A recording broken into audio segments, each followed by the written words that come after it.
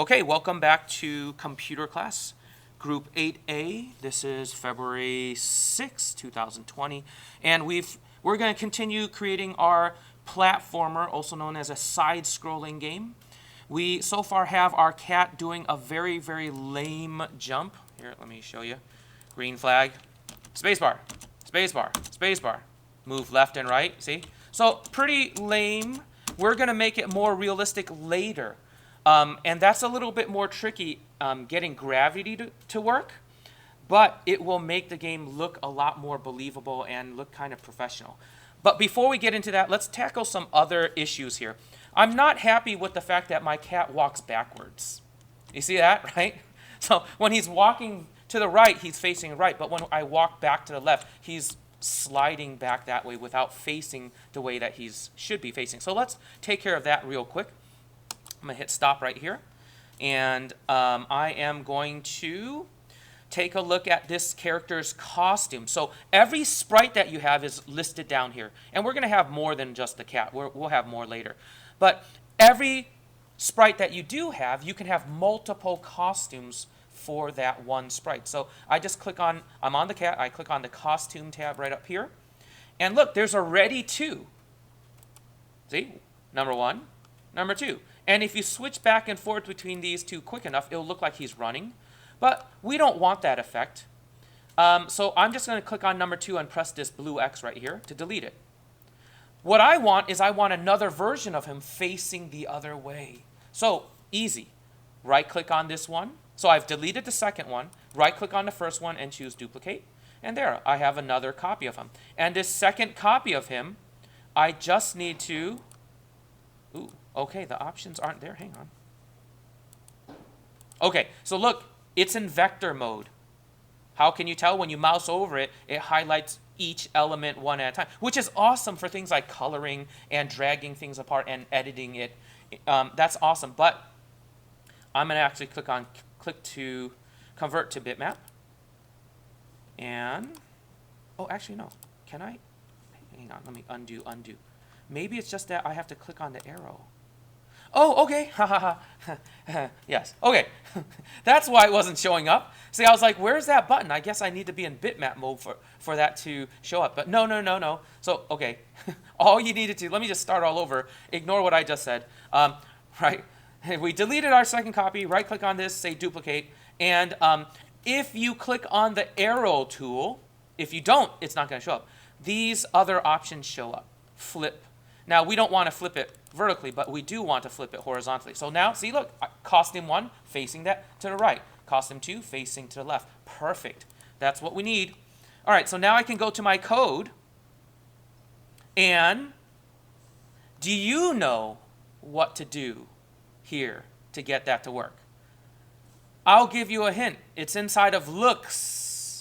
You're going to need something inside of looks, and you're going to put it somewhere inside of somewhere. Figure it out. 1 minute. Turn on your screens. I'm going to pause the video. Go ahead. See if you can figure it out. But first, go to your cat. Go to your costumes. Delete that second one. Duplicate the first one. Flip it. And 1 minute's on the clock. I'm going to pause the video here. Okay, we're back. All right, so the solution here. We need to switch the costumes. So we're going to need to grab switch costumes. Now we have 2 costumes. Costume number 1, and what we're doing is we're looking at this number here. We don't care about the actual name, but the number is very important. The 1 and 2. Well, actually, no, I think it does show the name. So hang on, let me see. Go back to my code. Yeah, sorry. I guess it does, yeah. In this case, it does tell you the name. Okay, so costume 1 is him facing to the right. So that needs to go inside of this. Ms. Zhang, should it be above the change X or should it be after the change X?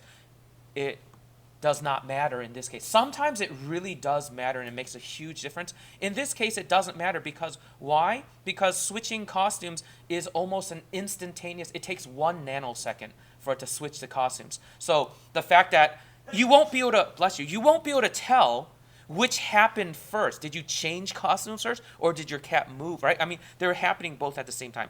But I'm just going to go ahead and put it first. Change costume to number 1. And I need another one. change, if the left arrow key is pressed, you need it to change to costume number 2 and then move over to the left. Does that make sense? Do you guys understand that? Are there any questions? Remember, you need to check your understanding. Make sure you're either 100% understanding what I'm saying or you're asking me a question, right? Don't just kick the can down the road and be like, well, I don't get it, but oh well, I did it, but I don't understand it. Well, that's a really shaky foundation to build more stuff on. We're not even halfway done doing this. There's a lot more complicated stuff coming up. And so it's important that you guys check your understanding or ask me a question. So, no questions? So far, so good. That was relatively easy. That's an easy thing that we just did. So don't assume it works. Students will just do it and be like, yeah, okay, what's next? And they don't actually even click the green flag and bother to try it out. Let's try it out. Yay, see, it works. Okay, so we got that working, and if you didn't, you'll fix that in just a second. Make sure you have it exactly like mine, right? Zero creativity. Creativity takes time. And so you'll have creativity when you make your own. All right, so let's add some things to here. What I would like to add next is more levels, more backgrounds. Okay? So here's what we're going to do. I am now going to click on my stage. See, right now I have the cat selected, but I'm going to click right here on my stage. And just like the cat has costumes, the stages have these backdrops. So I'm going to click on backdrops right here. And see, I have the first one. It's called backdrop 2 because I messed it up, but not a big deal. It says number 1 there. Right click, duplicate. And now what I'm going to do is I'm going to, let's see here. Oh, where is the eyedropper tool? Is it not here?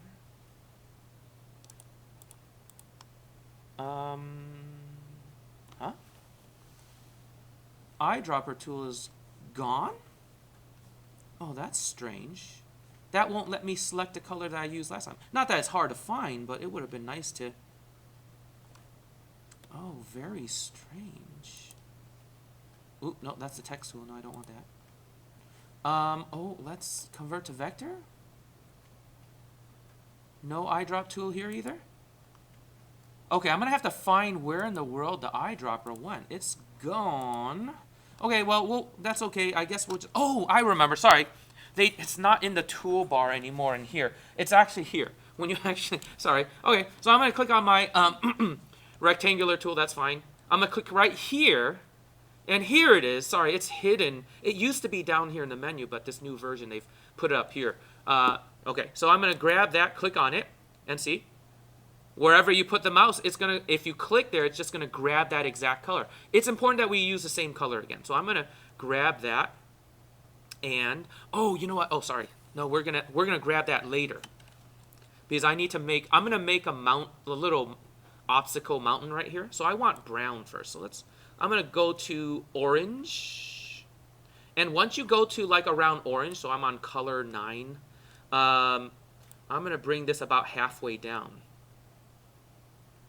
And don't worry if you're not exactly on my numbers.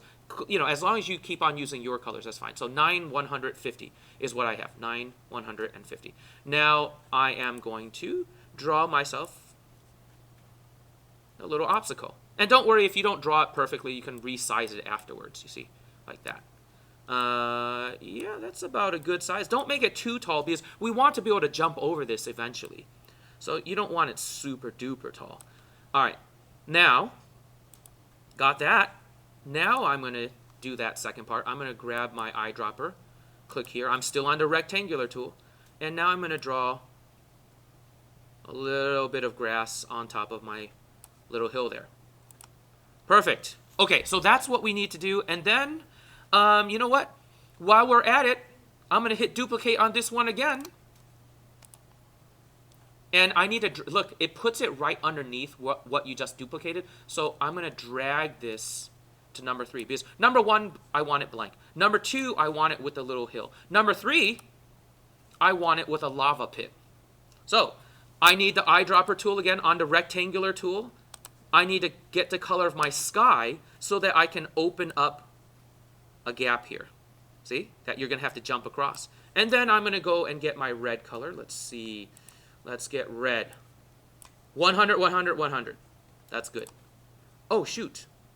Sorry. It just made my undo. Click off of it. Then change it to red. Sorry.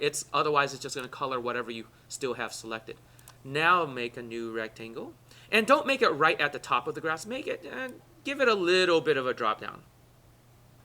There it goes. Bam. Click off of it. And we're done. So I have, you know what I've just done, right? So go ahead. I'm going to give you guys a couple minutes. Turn on your screens again. Click on your backdrops. Click on your stage, then click on the backdrops tab.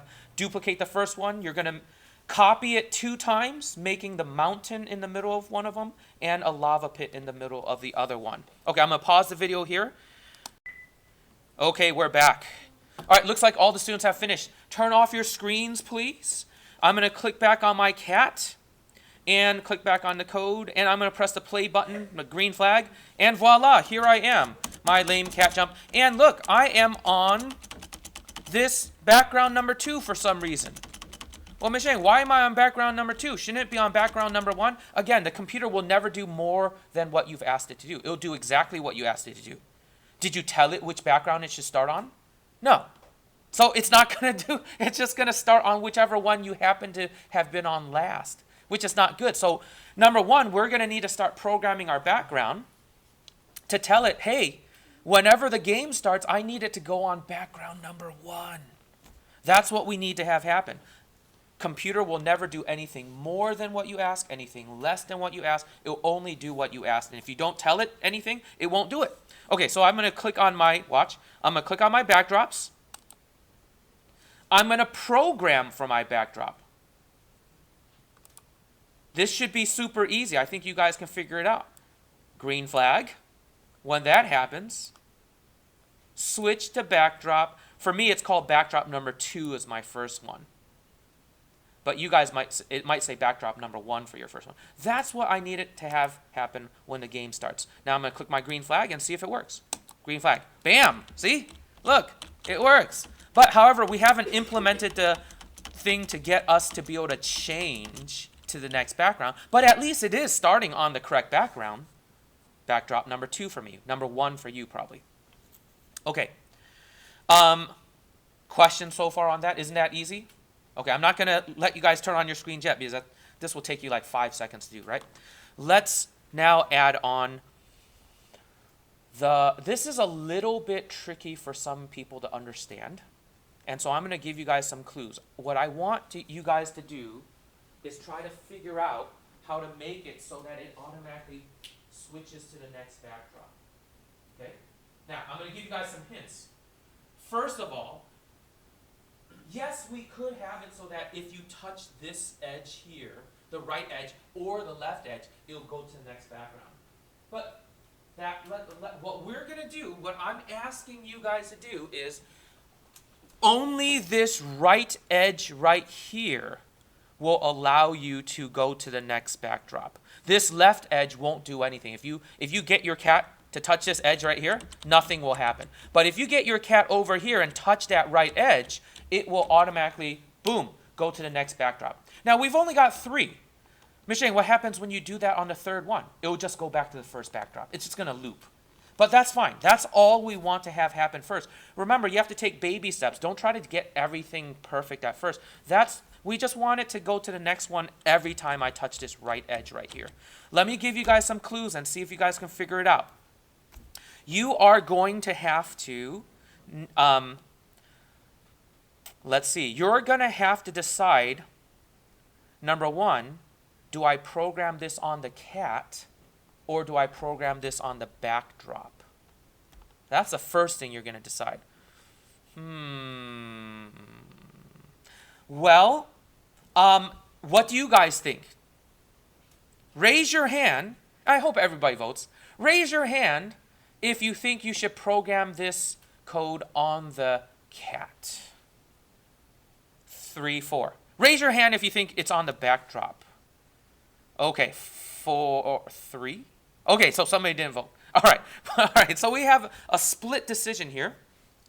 In this case, We could actually do it either way.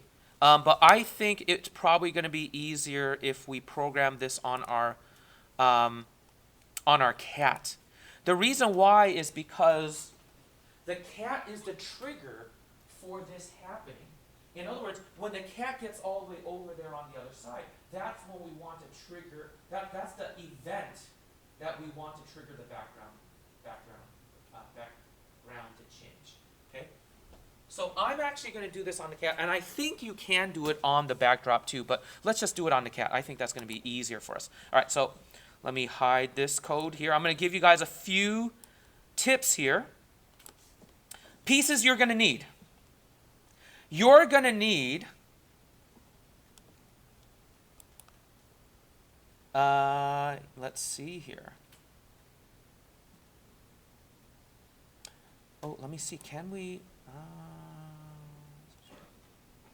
You're going to need that. You're going to also need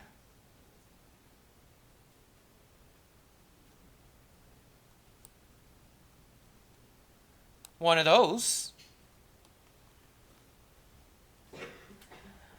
And you're also going to need, hang on, where is it? Hang on. You're also going to need one of those. I think I'm going to stop my hints there. You're definitely going to need these three pieces.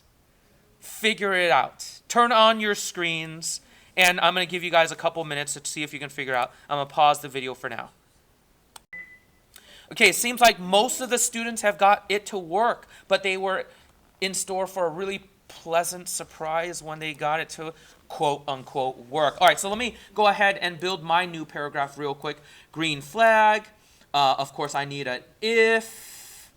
And we're 100% of the time, if you have an if, you need a forever around it. I can't even think of a situation where you're going to have an if without a forever around it. I can't think of one. Right? I've never seen that happen ever.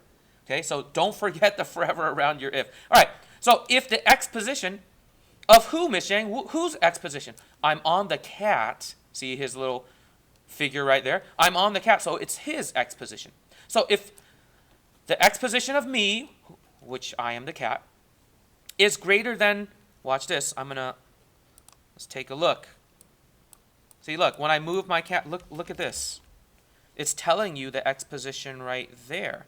So I'm going to wait until it gets really, it's really laggy now that here, let me unmagnify. Yeah, I'm going to go about 240.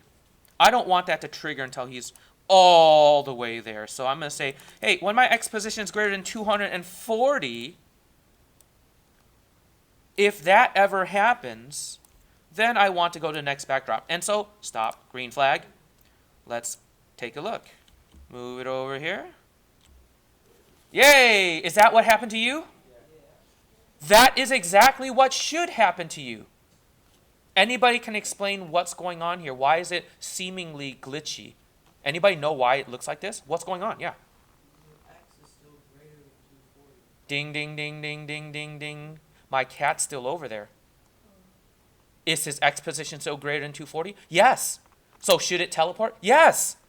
Is that what you meant to have happen? No. But did you tell it not to do that? No. So it's going to do it, right? So, guys, remember, the computer will always do exactly what you told it to do. Nothing more, nothing less. So, guys, what you needed to do is do this. See this? Go back to the left-hand side thing that we had when our game starts, our cat starts down over there. Just grab that same piece, right-click on it, duplicate it. There.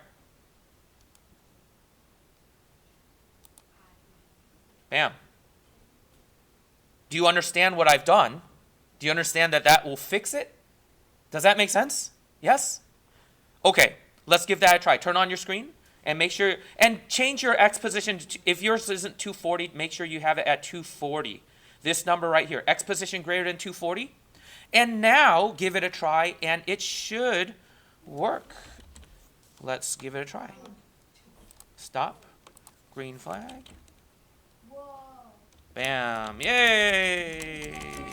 Yay. It works. It works. Now, there's still a couple things that are glitchy. If you keep on jumping while you change levels, sometimes it'll mess up where you are. But it works. Yay.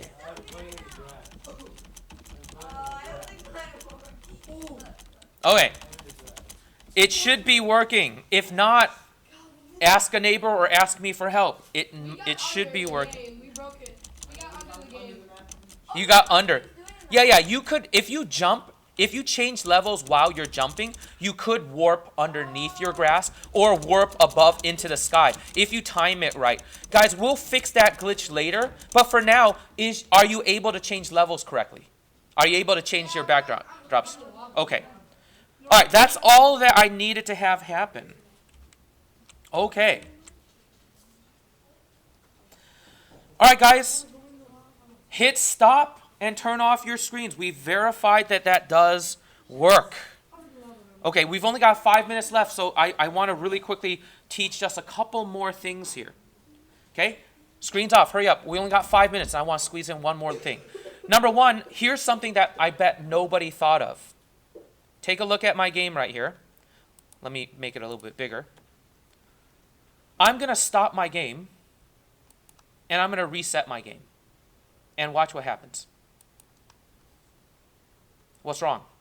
Face the other direction. I fixed that because it kept making me mad. Good job. It was making me mad. Right? Do you see what I'm saying? Again, here's the principle a third time. The computer will never do anything you meant it to do. It will only do what you told it to do. So we didn't tell it which direction the cat should face. We just assumed that the cat, because most of the time when we ended our game, our cat was, because, games usually go from left to right. So our cat almost always is going to be facing to the right when we stop the game and restart it. See? Perfect. But what if you actually face the wrong way, stop the game and restart it? Well, then you'll be still facing that wrong way. Do you know how to fix that? This is the paragraph right here that takes care of all your starting conditions. It only has one thing on there, but we're about to add one more. You know what I'm talking about? Yeah? Switch to costume number 1 is also another starting condition. Okay, now what we're going to do right now, before I set you guys loose to do that one move, let's do one other thing. Let's add in variables. Now guys, again, variables are for anything your game needs to remember. Most games have variables, like for high score. That's a number you need to hold on to. Lives, level, how many potions you have, how much cash, how many coins you have in, right? Anything, your health, your mana, your whatever, right? Any game that has data that needs to change or you have to remember, you need a variable for. So we're going to make something called cat lives. So I'm going to click right down here on variables. And there's already something called my variable, but no, let's make our own. I'm going to click here on make a variable, and it's going to ask you a name for it. We're going to call it cat lives. And you will always leave it for all sprites. Don't check this. It will never be on here by default. Don't check for this sprite only. That could limit us for future potential uses, right? I'm going to hit OK, and voila, look. Right here, cat lives appear, and it starts at 0. Miss Yang, I don't want that to appear. Uncheck it. Look right here. If you want a variable that's hidden, you can always uncheck it, hide and unhide. Well, why would I ever have a variable that's not showing? Well, that happens in games all the time. Like if you're like some first-person shooters. Do you actually have a health gauge on every single first-person shooter? No. On some of the old, some of them, it'll give you how much health you have. Like Xenotic, it'll tell you you have 100, lives left, 100 health points. But a lot of games, they won't. But there really is that variable in the background, so they've just hidden it by unchecking it, right? So yeah, that's how you hide it. Now, there's another starting condition we need. We need it so our game always starts out with our cat with 3 lives. So look. This paragraph takes care of all of our starting conditions. So set our cat lives to 3. Bam. There we go. We don't have time to make the lava hurt us yet, but don't worry. We'll make the cat feel pain next week. Okay? All right, turn on your screens and add these things to your paragraph. Yes, pain is good for games. Pain. All right. I know cats should have 9 lives, but no, we're going to just make it a 3 live game for this one. Otherwise, it's going to be too easy to beat because it's going to be a pretty simple game already. Okay, I'm going to stop the video here. And, yeah, do not leave class until you got this done. Notifications on and click the like button. Yes. Smash it. And make extra accounts. Make 10 extra accounts and like me. Yes. Thank you. All right. Bye-bye.